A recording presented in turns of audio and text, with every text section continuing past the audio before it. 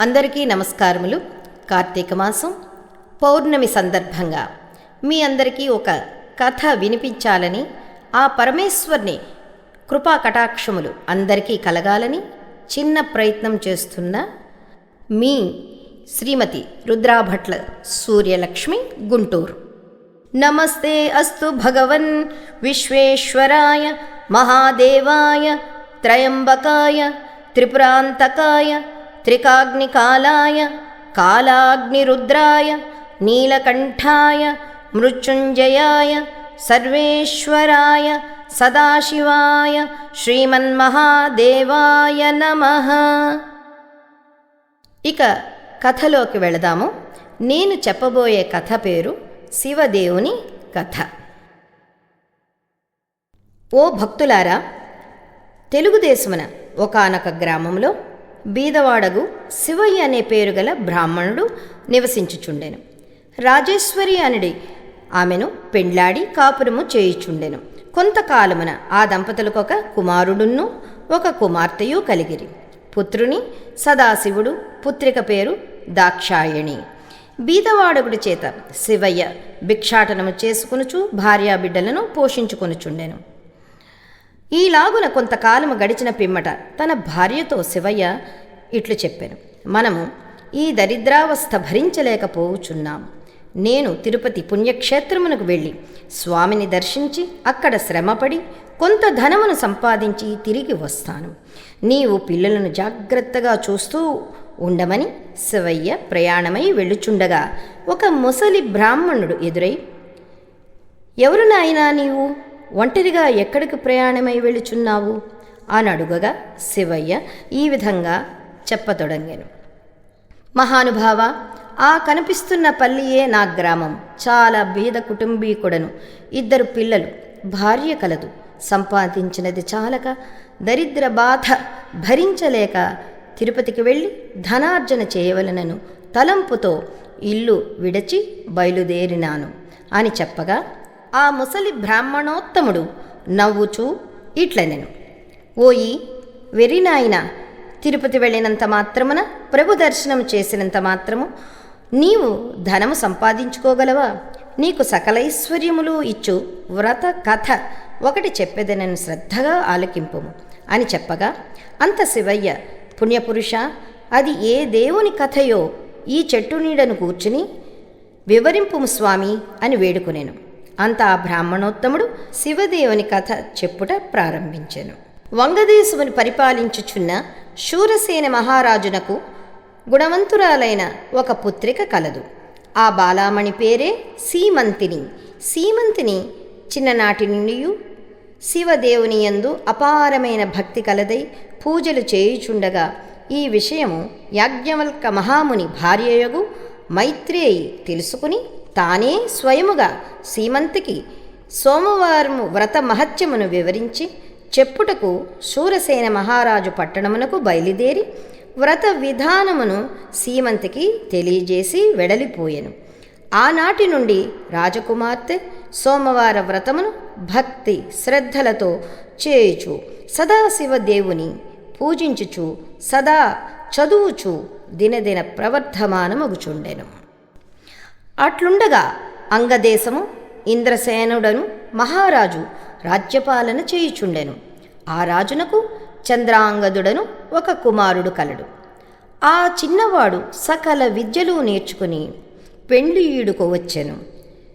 చంద్రాంగదునకు వివాహం చేయవలనను తలంపుతో ఇంద్రసేన మహారాజు తన కొలువునందు మంత్రి పురోహిత సామంతులతో యువకుడైన చంద్రాంగదునకు ఎచ్చటనైనా తగిన కన్యను చూడమని దేశాలకు వారిని పంపెను. వారును అనేక దేశములు తిరిగి తిరిగి కడకు వంగదేశ పరిపాలకుడగు శూరసేన మహారాజు పట్టణమునకు చేరిరి. ఆ రాజునకు సీమంతిని అనడి కుమార్తె కలదని పరిచారకుల వల్ల తెలుసుకుని రాజు దర్శనమునకై ఆస్థానమునకు వెళ్ళిరి. అంత రాజు మంత్రి పురోహితులను గౌరవించి తమరు వచ్చిన పని ఏమిటని అడిగాను. మహారాజు మాది అంగదేశము. ఇంద్రసేన మహారాజు గారికి చంద్రాంగదుడనే కుమారుడు కలడు. అతనికి తగిన కన్య గురించి తిరుగుచు తమ పుత్రికారత్నము సీమంతినీదేవి గుణగణములు తెలుసుకుని ఇచ్చడకు వచ్చితిమి. ఇదిగో మా యువరాజు చిత్రపటము అని చూపించిరి. రాజు చిత్రపటమును కుమార్తెకు చూపించి ఆమె సమ్మతికి సంతోషించి వివాహ ముహూర్తము నిశ్చయించి మహావైభవముగా వివాహము చేసెను. వివాహమైన కొంతకాలమునకు ఒక రోజున చంద్రాంగదుడు తన వినోద చెలికాండ్రలతో యమునా నదీ తీరమున నావపై షికారు చేయుచున్న సమయమున దురదృష్టవశమున ఆ నావ నీళ్లల్లో మునిగినది. చంద్రాంగదుడు తప్ప మిగిలిన వారు చనిపోయినారు. చంద్రాంగదుని నాగకన్యలు పట్టుకుని తమ రాజు అయిన తక్షకుని వద్దకు తీసుకుని పోయారు. తక్షకుడు చంద్రాంగదుని చూచి, ఎవరు ఇక్కడికి ఎందుకు తీసుకుని వచ్చిరి అని అడుగగా, మాకు తెలియదు, నీటి ప్రవాహంలో కొట్టుకుని పోవుచుండగా మాకు చిక్కుట వలన తమ యొద్దకు తీసుకుని వచ్చితిమి అని నాగకన్యలు పలికిరి. అంత ఆ తక్షకుడు దివ్య దృష్టి వలన చంద్రాంగదుని వృత్తాంతము తెలుసుకుని, ఇతడు సామాన్యుడు కాడు, ఇతని ధర్మపత్ని సీమంతినీదేవి. ఆమె శివుని ఆరాధించుచు సోమవార వ్రత ప్రభావము కల మహాపతివ్రత. అందువలననే ఈతడు నీళ్లల్లో పడిపోయినను ప్రాణములు విడువక మీకు చిక్కుట వలన అతనికి ఏ విధమైన ప్రాణాపాయములు కలుగలేదు అని నాగకన్యలకు చెప్పాను. ఈ సంభాషణ అంతయు వినుచున్న చంద్రాంగదుడు భయపడుచు దిక్కులు చూస్తున్నాడు. అంత తక్షకుడు చంద్రాంగదుని వీపు తట్టి ధైర్యము కలుగజేసి తన వద్దనున్న విలువైన మణులు ఇచ్చి ఆ మణుల యొక్క ప్రభావము కూడా తెలియజేసి భూలోకానికి సాగనంపినాడు. అక్కడ సీమంతిని తన భర్త జాడ తెలియనందున నావ ప్రమాదములో చెలికాండ్రతో పాటు తన భర్త కూడా మరణించి ఉండునని తలపోసి పరిపరి విధాల విచారిస్తూ, ఓ శివదేవా, తల్లి పార్వతీ, నేను విడువక ఆచరిస్తున్న సోమవార వ్రతము యొక్క ఫలితం ఇదేనా అని దుఃఖిస్తూ కనులు మూసుకొనగా జగజ్జనని లోకమాత అయిన పార్వతీదేవి స్వప్నంలో కనిపించి, అమ్మా, నీ భర్తకు ఏమీయూ భయము లేదు, విచారింపకము, సజీవుడై ఉన్నాడు, త్వరలో నీ చెంతకు వచ్చును అని చెప్పి అంతర్ధానమయ్యాను.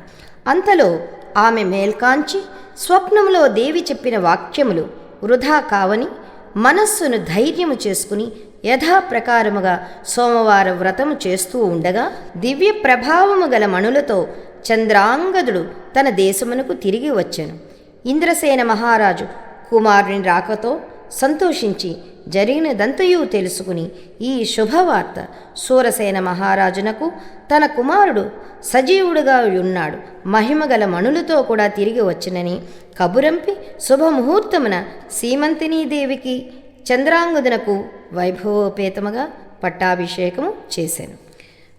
సీమంతినీదేవి చంద్రాంగదుడు తమ దేశ ప్రజలకు సోమవార వ్రత ప్రభావమును గురించి శివదేవుని మహిమల గురించి బోధిస్తూ ధర్మ మార్గమున రాజ్యపాలనము చేయుచుండిరి. సీమంతినీదేవి తన సోమవార వ్రత మహిమ వలననే ఐదోతనము కాపాడుకోగలిగినదని ప్రజలంతా భావించి తాము కూడా సోమవార వ్రతము చేసి సకల దంపతులతో సుఖముగా ఉండిరని ముసలి బ్రాహ్మణుడు శివయ్యతో చెప్పి, నీవు కూడా సోమవార వ్రతము చేసిన ఎడల నీకు సకల ఐశ్వర్యములు కలుగునని చెప్పగా అంత శివయ్య అమితానందము చెంది, మహాపురుషా, ఈ వ్రతమెట్లు చేయవలనో చెప్పవలసిందిగా కోరెను. అందుకు ఆ బ్రాహ్మణుడు ఈ విధంగా చెప్పసాగాను. సోమవారం రోజున ఉదయమున లేచి స్నానమాచరించి గృహమును శుద్ధి చేసి రంగురంగుల ముగ్గులు పెట్టి ఇంటికి ఈశాన్య భాగమున పీట మీద శివదేవుని ప్రతిమను ఉంచి ఆవు నేతితో గాని కొబ్బరి నూనెతో గాని దీపం వెలిగించి శివదేవునికి కొబ్బరికాయ కొట్టి ధూపము వేసి మారేడు దళములతో అభిషేకము చేసి 3 రకముల పువ్వులు పెట్టి భక్తితో పూజించి కొబ్బరి ముక్కలు తరిగి పంచదార గాని లేక బెల్లము గాని కలిపి నైవేద్యము పెట్టి శివదేవుని వ్రత కథ చదివించి ఆ ప్రసాదం అందరికీ పంచిపెట్టి తాము కూడా కళ్ళకద్దుకుని సేవించాలి. ఈలాగున 3 సోమవారములు భక్తి శ్రద్ధలతో పూజించిన ఎడల సిరి సంపదలు కలిగి మనస్సులోని కోర్కెలు ఫలించునని చెప్పి ముసలి బ్రాహ్మణుడు అదృశ్యుడయ్యను.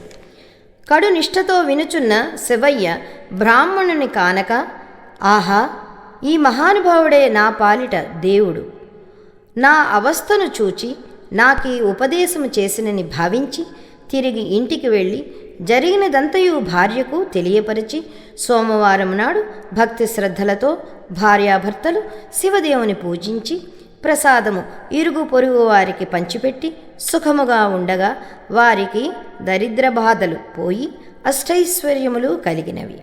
కొన్నాళ్లకు ధనమదంతో వ్రతము చేయడము మానివేసినారు. శివదేవునికి కోపము వచ్చి వీరి మదమణంచవలనని మళ్ళీ దరిద్రులుగా చేశాను.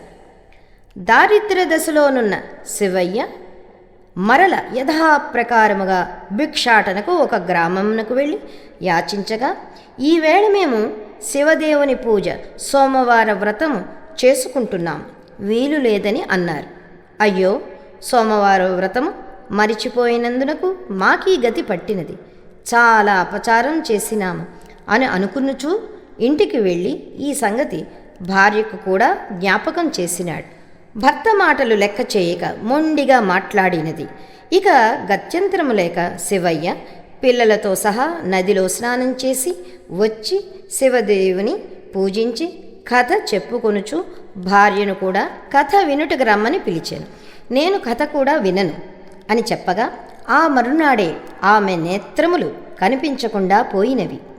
భర్తయగు శివయ్య, ఓసి పిచ్చిదానా, శివదేవుని పూజ మరిచినావు, కథ కూడా విననన్నావు. నేను బీదవాడనైతిని, నీవు అంధురాలవైతివి కనుక తప్పులు క్షమించమని లెంపలు వేసుకో అని గట్టిగా మందలించాడు. భార్య అలాగునే చేసి స్నానమాడి సోమవార వ్రతం ఆచరించి ప్రసాదమును కండ్లకద్దుకుని సేవించెను. వెంటనే నేత్రములు కనిపించినవి, పోయిన ఐశ్వర్యము కూడా కలిగినది. ఆనాటి నుండి ప్రతి సోమవారము నాడు ఆ దంపతులతో పాటే ఆ గ్రామస్తులు కూడా శివదేవుని మారేడు దళములతో పూజిస్తూ సకల ఐశ్వర్యములతో తులతూగుచున్నారు. కాబట్టి ఈ సోమవార వ్రతము శివదేవుని పూజ ఎవరు చేస్తారో వారికి ఇహమందు సర్వసుఖములు, పరమందు మోక్షమును పొందగలరు.